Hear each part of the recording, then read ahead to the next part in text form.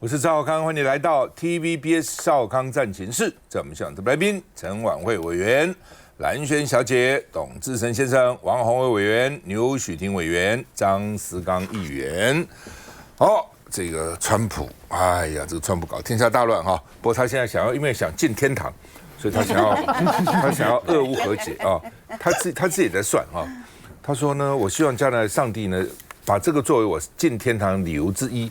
就不是只是唯一这个啦，哦，他大概算我这一辈子干了多少错事，哦，骗了多少人，然后欺负多少人，犯了多少罪恶，然后拿几个好事，然后平均一下看能不能进天堂，所以他为这个事会是让他能够进天堂的事情之一哈。那另外呢，川普说俄国跟乌克兰元首将会谈，俄罗斯的外长拉夫罗夫说没有承诺川普会出席啊，我们只是说代表团可以谈啦，哦。那谁讲说一定会出席呢？今天另外一个新闻说，川普说要来了，就泽连斯基到莫斯科来啊。那乌克兰第一时间就拒绝了，他们说这就是川普的缓兵之计。泽连斯基怎么可能跑到莫斯科去嘛？一定这种叫第三地嘛。但是普丁已经讲了，我都可以到阿拉斯加，我已经到美国去移樽就教了，那为什么泽连斯基不能来呢？合理让他来莫斯科啊？哦，那。泽连斯基一定拒绝嘛？拒绝就是好，那我们再想个别的地方，反正就拖了。在这个拖的同时，他们去猛烈的去打，猛烈去动员10几万部队去打啊。那川普现在已经说，他只是美国会最低介入乌克兰的安全保证哦，所以欧洲恐怕要单独这个扛起来。哦，川普都这样想，你欧洲离比较近啊，我美国还隔个大西洋啊，对，你们都不紧张，我紧张什么？你们不帮助我帮助什么？当然你们先帮助啊。同样的，台湾问题也一样啊。我们美国离他几千英里啊，大陆离他几十英里啊，那到底是怎样啊？我怎么远水救不了近火？川普老是用这种来比喻哈。那另外呢，美国副总统这个 Vance 说呢，乌克兰安全保障应该由欧洲承担。你看，他们现在口径一致，都要跑了啊，要绕跑了哈。那英法现在要推动叫做有志者联盟，说呢，战争结束以后提供乌克兰安全保证，什么意思？就不是北约强制去。愿意去的自己去，志愿军啊，意思是这样子啊。那所以呢，在这种情况之下，到底哪些人？而且支援是现在当然大家都不好意思，我想都会说我要支援，但是会支援多久，派多少人去，这都是问题了哈。那所以呢，俄罗斯外长说，你们还搞什么支援者联盟？没有我们俄国参与，你们那是死路一条啦。你联盟什么？你安全保障什么？要我参与才可以啊。那另外呢，这个普丁说，中国大陆来当担保国好了啦。换句话说，你们一定要北约部队来哦，北约部队我不信任啊，大陆来我信任啊，就大陆也要参与啊，哦，那另外呢，这个现在说泽连斯基是兵疲马困，怎么办？哦，所以有一个国土暂定线，就是哦，现在我俄罗斯占领哪里，所以呢，看起来泽连斯基也没有无力可反对了哈。那另外呢，说他们那天不讲要搞个类北约安全保障吗？那这个评论家说，2022年3月。俄罗斯当时就提出来了，就是禁止乌克兰的民族主义，要求乌克兰将俄语作为官方语言之一。因为过去很多年了，其实这个战争很多年以前在酝酿了，很多年以前在乌克兰，特别乌东的说俄罗斯语的民众是被打压的，哦，是被乌克兰打压的，被欺负的，甚至被杀的，被压制的。所以他们这是普丁打的原因之一，就是说俄语的民众。你必须要尊重，你不可以只能这个搞乌克兰主义，不行的。我们看一下，熊熊烈焰照亮夜空，乌克兰南部港城奥德萨最近再度遇袭，一处燃料设施被俄军无人机击中后，整片区域陷入火海。北部苏梅地区同样在夜间遭遇袭击，当地的一片住宅区被无人机击中。多栋民宅被炸成废墟，乌克兰战场火光不断，而美国白宫才刚刚宣布，俄乌元首的面对面会谈计划正在进行中。President has spoken to both leaders about this, and both leaders have expressed a willingness to sit down with each other. 不过，俄罗斯外长拉夫罗夫却公开打脸，记者会上公开呛瞎，克里姆林宫还没同意，仅提议可以先派部长级官员跟乌克兰见面，还警告各国不要在乌克兰议题上边缘化俄罗斯，否则和平与安全将无法落实。Now it is proposed to resolve security issues, collective security without the Russian Federation. This will not work. I'm confident that in the West, and above all in the US, they understand perfectly well that seriously discussing security issues without the Russian Federation is a utopia and a path to nowhere. CNN 分析，俄罗斯目前对两国元首会面的说法模棱两可，因为普京根本不急着见泽伦斯基。Not clear, however, whether or not the heads of state were actually met. Vladimir Putin, of course, in the past has said that he's generally not against meeting Volodymyr Zelensky, but that certain conditions would have to be met. 除非川普加大施压，否则这场领袖峰会恐怕遥遥无期。洪伟，其实从8月15号啊，双普高峰会以来啊，就是外界对于就是俄乌战争到底有没有可能停火，本来是充满期待跟这个希望。可是随着大概将近1个礼拜的时间，那看起来，停火的这个可能性啊，这个几率又开始下降。那我想在这1个礼拜里面，应该获利最大的还是普丁啊。就是普丁其实他已经完成他一场的这个外交大秀啊。那尤其我们在讲，就是说在阿拉斯加，他跟川普平起平坐啊。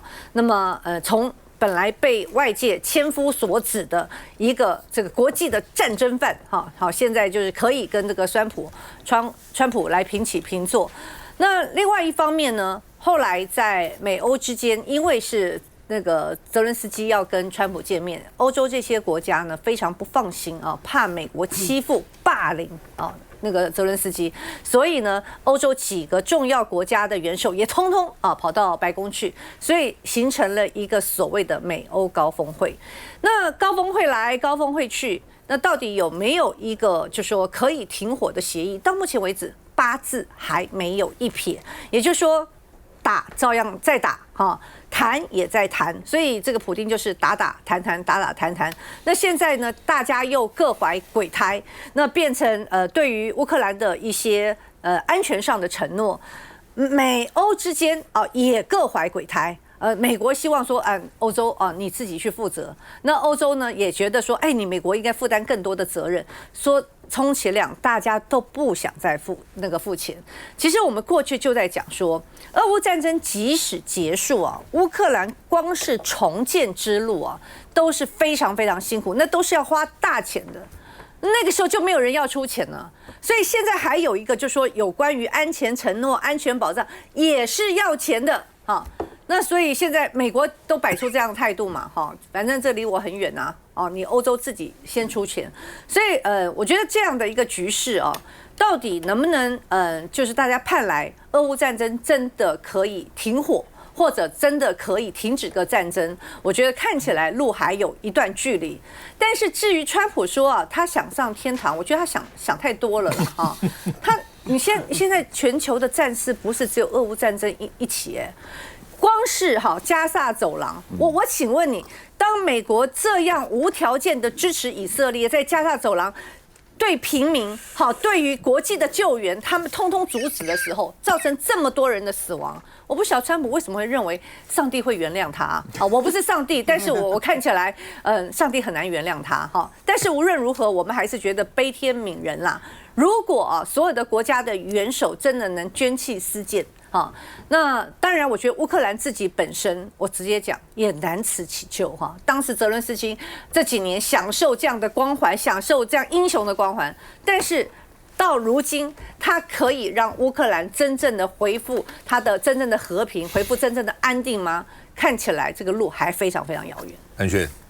我觉得这一次就是这样的1个多礼拜谈下来，其实一开始就没有要谈停火了坦白讲，他们就是一开始跳过停火，直接说要做和平协议。但是到目前为止看起来的话呢，和平协议呢遥遥无期。我觉得基本上已经非常清楚了那所以呢，这个俄罗斯的外交部长说欧洲的领袖很笨，我觉得泽伦斯基也很笨。我觉得基本上来说，都被川普耍了，都被普京耍了。那比起普京的话呢，川普也笨所以呢，最聪明的就是普京。那我相信川普很想上天堂，他也很想要得到诺贝尔和平奖。我觉得这2件事情让他这段时间的话呢，试图又一次的出来扮演这个协调者、斡旋者、公道主的角色。但我必须说，他不是一个很认真的乔王，他不是一个很认真的这个公道主，就是说他耳根子软。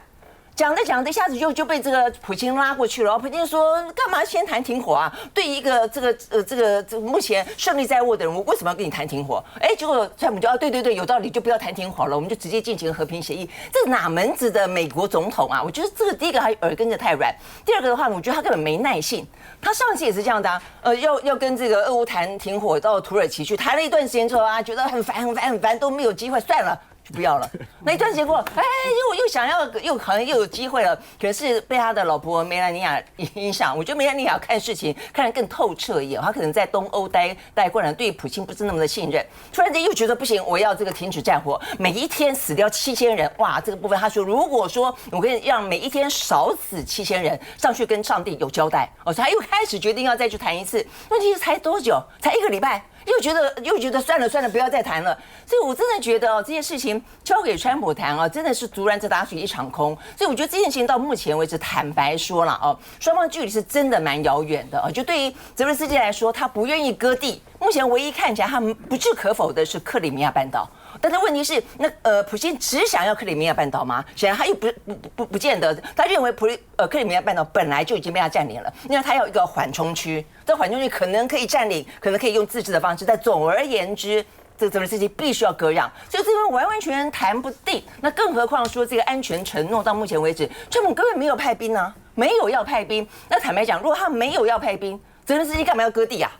就对他来说，你没有给我保证，我为什么要同意你？而且你同意，第一个就我可能割地换不来安全保证，还换不来下一次不再入侵的安全保证，那干嘛呢？所以我觉得目前看起来真的，我觉得这个彼此的距离非常的遥远。我觉得唯一可能促成的是大家等着看，未来搞不好美俄之间会有更进一步的交往，就是说他们在看起来要谈泽伦斯基，看起来要谈乌克兰，基本上是当做这个前菜在吃。他们真正的上桌的主菜是美俄之间的关系要改善，以及面对北极的时候什么北极航道啦，什么矿产啦、稀土啦，看来共同开发。我觉得这一点呢，才是真正呢让这个川普有兴趣的地方。但是我觉得中间有一个非常非常重要的事情，我觉得目前看起来这个样的话，我觉得台湾真的要小心。你看。普京今天在讲这个有关于俄乌这个东西，就是到底这个所谓的就是普京跟这个泽伦斯基可不可能见面这件事情。他说7000多公里以外的事情，我已经错了他们两个见面了，然后他们真的谈不谈进不进洞房，关我什么事啊？他这样的说法。台湾距离美国多远？他今天在讲到台积电的时候，这个卢特尼克在讲台积电的时候，他说我们凭什么让9500英里之外的这个中国台湾竟然可以掌握了99%的晶片？所以我觉得对于川普来说，距离遥远这件事情，在以前胸怀全世界、想要当全世界的 king 的美国来说，一点都不是问题。但现在对于美国来说，你知道远一点的，要我出去打仗的，要我去出兵的，对不起我都觉得太遥远了。更何况呢，台湾又距离距离中国这么的近，我距离美国9500公里。台湾距离中国大陆80英里，他这样说，那我干嘛去管台湾？所以如果说他连7000多英里之外的乌克兰他都不管了，他干嘛去管你9000多英里之外的台湾？所以我觉得对于这件事情来看，如果说台海之间真的有一些什么样万一的紧张状态，川普如果说他能够当公道主，或者他想要当公道主，还是他想要当一个斡旋者的话，我们真的不被他吃了，不被他卖了，就很不简单了，很难去相信那么一个嘴巴说要上天堂，但是干尽了坏事的人。休息一下再回来。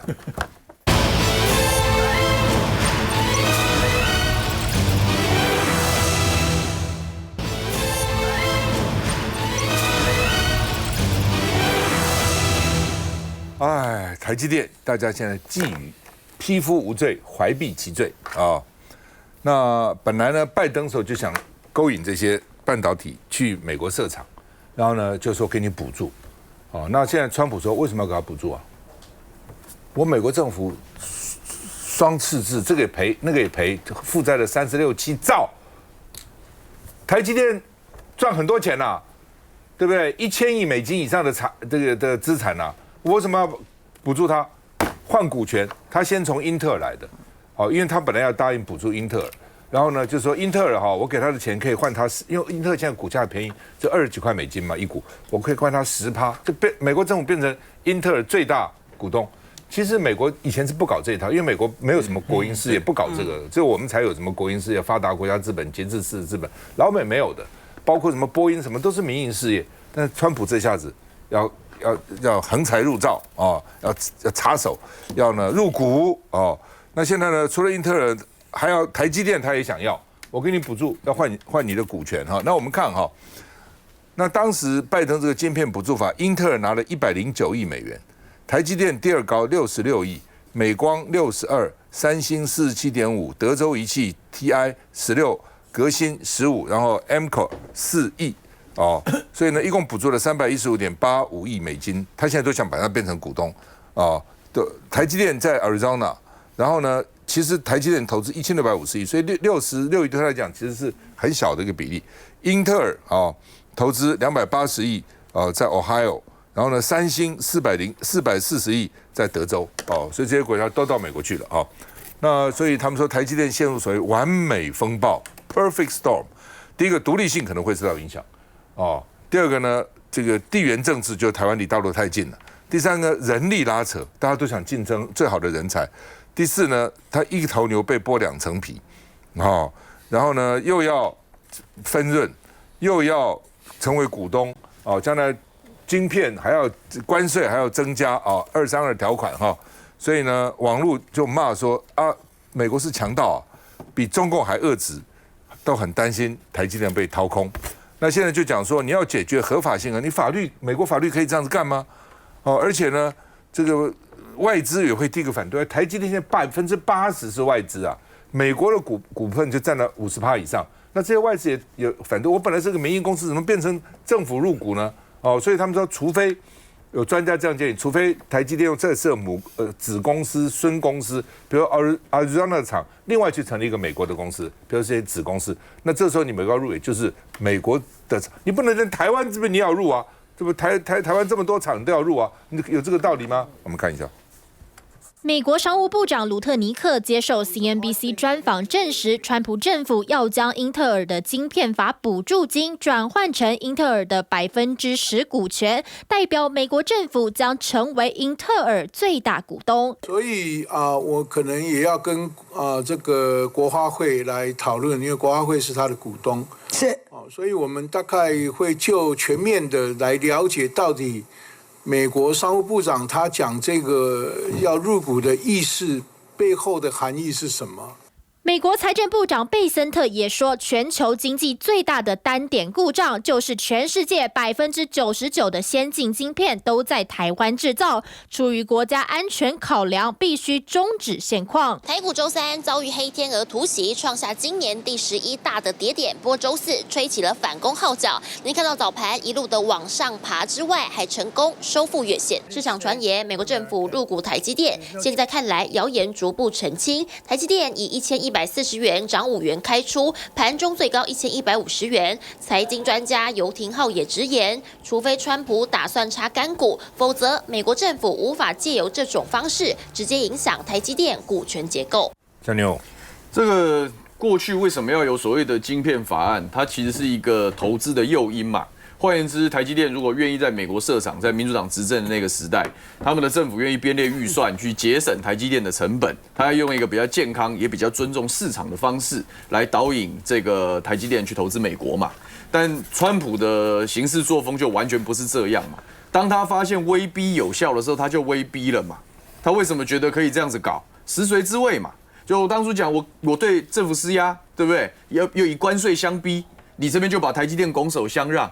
那我何必利诱呢？大家不要忘记，美国川普政府急于解决的另外一个美国国内的问题是财政嘛，他的国债债台高筑，对不对？财政的问题影响了很多施政的这个强度，所以他也是想解决财政的问题啊。那我反正政府也是花钱呐。那以前的补贴我就是全部给台积电，对不对？让他去平衡设厂的成本。那人家不要啊，他说我既然花这笔钱，我要拿到股权来做交换，他未来还可以从里面。这个取得一点点投资的收入嘛，所以他单纯的补贴改成这个要交换股权，是为了解决他的财政问题嘛。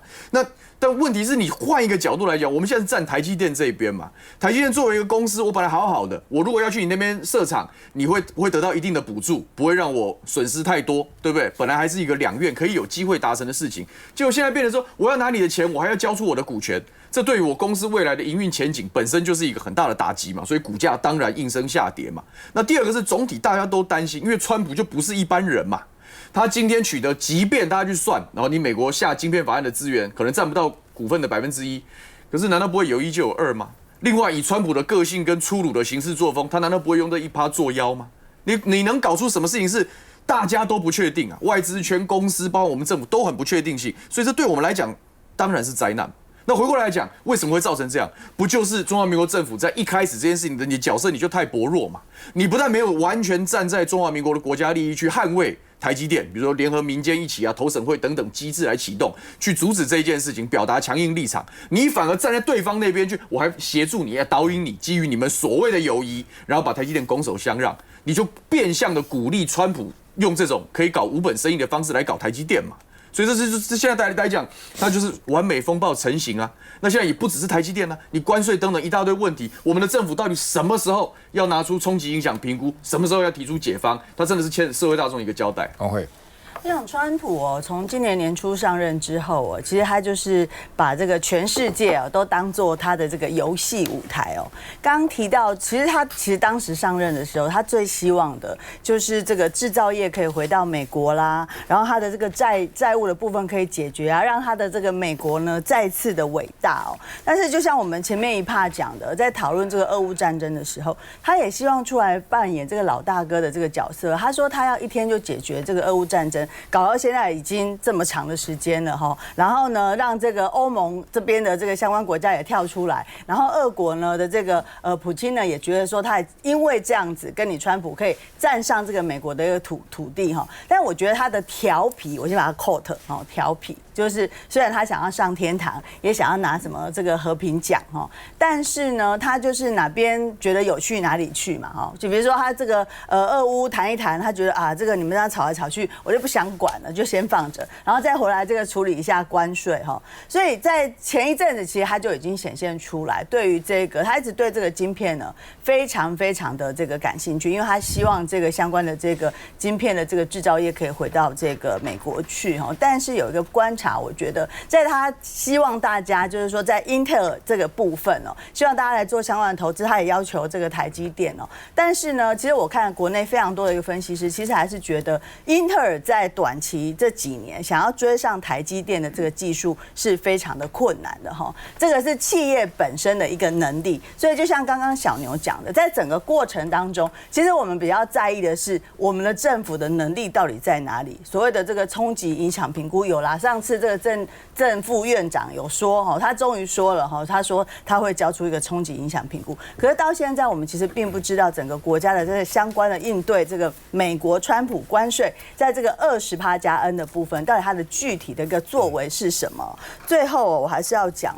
我觉得郭志辉刚刚的这个发言似乎收敛了一点，因为他上次还怀疑川普讲的是假讯息他这一次有稍微有一种比较想要去再追一下是不是这个相关的一个内容但是他不小心还是把这个所谓的汇率的部分那个数字讲出来所以我觉得郭志辉真的他以做一个经济部长来说，目前为止我觉得还是非常失格的，好不好？因为呢，我们现在谈半天谈的结果是关税加 N 嘛，比日本比南韩都高，而且那个半导体232条款还没有出来周荣泰说已经给郑丽君空白价单，我们这一般只说空白支票，没有听过空白价单，随时可以飞到美国磋商，要走随时走干脆你就住在美国算了，对不对？我就让你请假价单就在那边空白，你爱填就填这个随便你填空白价单，不要再填一个空白支票，你要给美国就给美国什么，那就惨了。我们休息再回来。